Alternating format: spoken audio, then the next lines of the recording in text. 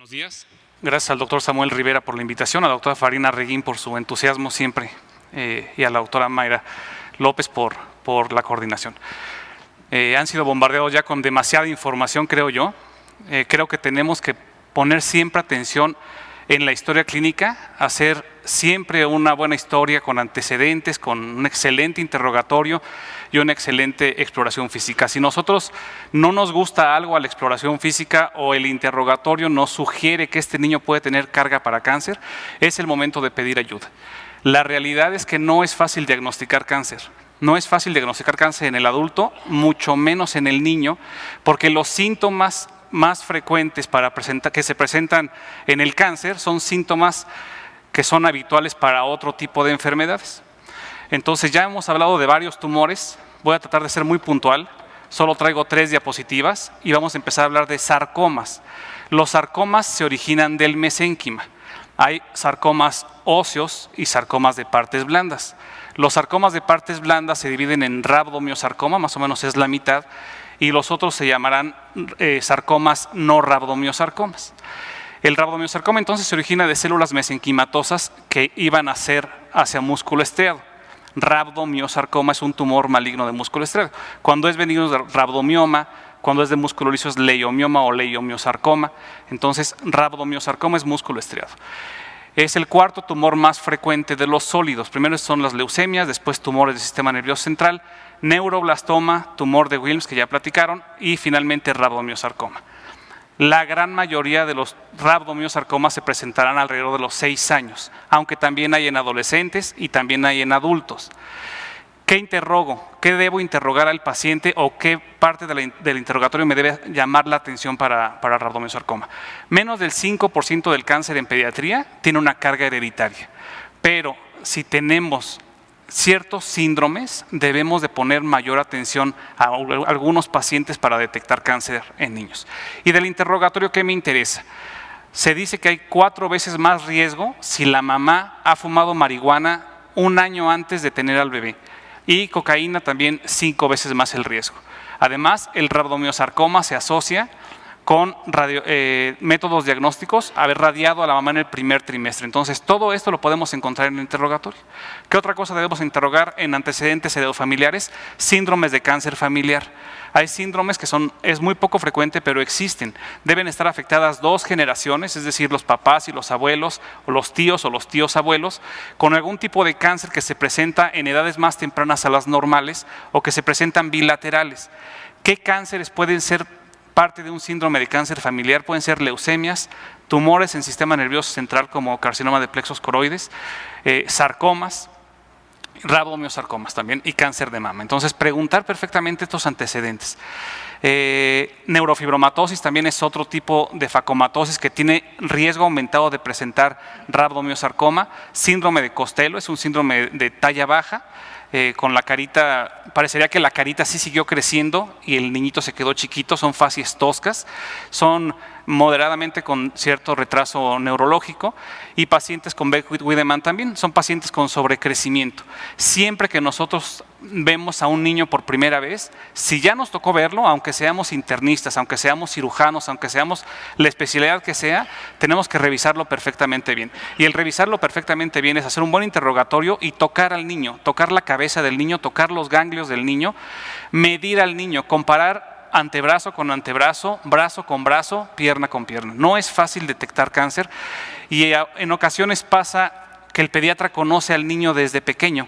Entonces como que también él niega que puede ser cáncer. A veces también se sienten culpables y me dicen: es que Gabriel, yo conozco a este niñito desde chiquito, su crecimiento ha sido muy bueno, su ganancia de peso ha sido bueno. ¿Y por qué le da un rabdomiosarcoma? No hay ninguna razón en realidad, pero tenemos que revisar perfectamente bien a los pacientes. Las histologías más importantes dentro del rabdomiosarcoma son el embrionario y el alveolar. Y bueno, traté de ejemplificar aquí a Pinocho. Pinocho lo puse no porque sea mentiroso, no le va a dar rabdo por eso, sino porque tiene 6 años aproximadamente. El 40% de los rabdomiosarcomas se van a presentar en cabeza y cuello de los niños preescolares. De este 40%, el 50% van a ser parameningios.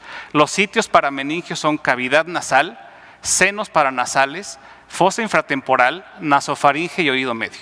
Los síntomas que me van a dar estos tumores van a ser dependiendo de dónde se encuentren. Si se encuentran en senos paranasales, pues van a ser obstructivos, voz nasal, pueden afectar nervios craneales, pueden inclusive entrar al cerebro también por la base de cráneo, pueden ocasionar otorrea, pueden ocasionar voz nasal, salida mucopurulenta de secreción. Entonces tenemos que estar muy pendientes. Como ya dije, los síntomas para cáncer empiezan como síntomas de cualquier enfermedad. Puede ser una sinusitis que no mejora y no mejora, le doy esteroide y mejora un poquito y sigue con eso. Cuando ya un síntoma pasó de lo normal, hagamos un estudio de imagen. Si es en senos paranasales, hagamos una tomografía de senos paranasales. El 25% será periorbitario. Siempre que tengamos un aumento de volumen periorbitario o en el ojo, la mayor parte de las veces va a ser maligno. O es histiocytosis, o es leucemia, o es un rabdomiossarcoma, o es un retinoblastoma. Entonces, siempre periorbitario, casi ustedes pueden apostar que es cáncer. Y ocasiona el 25% lo ocupa periorbitario. Ya dijimos 50% para meningios, y el otro 25% de cabeza y cuello será cuero cabelludo, laringe, faringe, mucosa en el cuello. El resto del cuerpo también, si bien la mayor parte se presenta en cabeza y cuello, también este paciente puede presentar en un 20% genitourinarios. ¿En dónde? En la vejiga. ¿Cómo se presenta? Con hematuria, obstrucción urinaria, masa pélvica, puede haber constipación cuando es de próstata, puede haber estrangulamiento uretral también en próstata, puede haber en cérvix y en útero y puede haber descarga sanguinolenta en las niñitas, paratesticular puede haber una masa pélvica, dependiendo dónde se encuentra el rabdomiossarcoma es el método diagnóstico a seguir. Puede ser una tomografía, puede ser un ultrasonido pélvico. Entonces es importante ver los datos que puede presentar. Simplemente hematuria es obligado a hacer un ultrasonido de vías urinarias. Una obstrucción urinaria, obligado a hacer ultrasonido de vías urinarias. Cérvix y útero sangrado no es normal. Puede haber traumatismo, pero no es normal. Tenemos que hacer más estudios, por favor. El otro 20% será en extremidades, sobre todo en adolescentes. Cualquier aumento de volumen en extremidades, si está rojo, caliente, puede estar doloroso, no doloroso, puede ser nada más el aumento de volumen, estamos obligados a hacer biopsia. Y otro, en el 20%, puede haber en el tronco, puede haber retroesternales, puede haber en parrilla costal, puede haber en músculos intercostales, puede haber retroperitoneal, puede haber en pelvis, puede haber perineal y perianal también. Generalmente se presentan como abscesos perianales, puede haber biliar, y ahí se presentará como una ictericia obstructiva. Y bueno, lo importante es encontrar cualquier aumento de volumen que puede ser doloroso o no doloroso. Tenemos que hacer una biopsia o enviarlo al subespecialista para que valore si es necesaria una biopsia o antes hacemos algún otro estudio. Y es muy importante detectarlo a tiempo aquí sí, porque el pronóstico tiene que ver también con el tamaño. 5 centímetros más de 5 centímetros es mal pronóstico, menos de 5 centímetros es buen pronóstico. La histología, a los alveolares les va un poquito peor que a los embrionarios. Sitios desfavorables, cuando están en vejiga, en próstata, en extremidades, parameningios.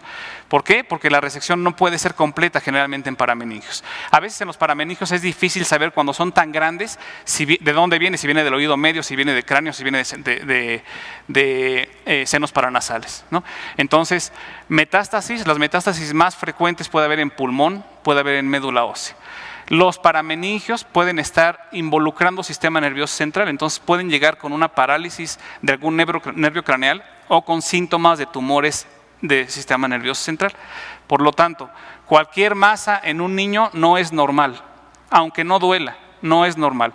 Cualquier síntoma que ya se salió de lo normal, no es normal, estudienlo más. Si tiene sinusitis, descubran que realmente tiene sinusitis. No nada más estemos manejando esterimar y antibiótico y esteroide y antibiótico, no. Hagan un estudio de imagen cuando salga de lo normal. El tratamiento en rabdomiossarcoma es extremadamente importante el control local. El control local se da con cirugía, con una resección completa, o con radioterapia y quimioterapia.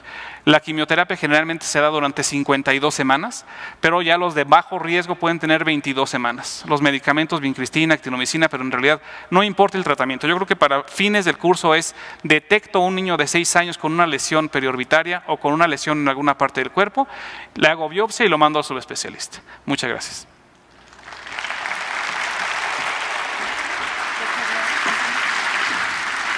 Gracias.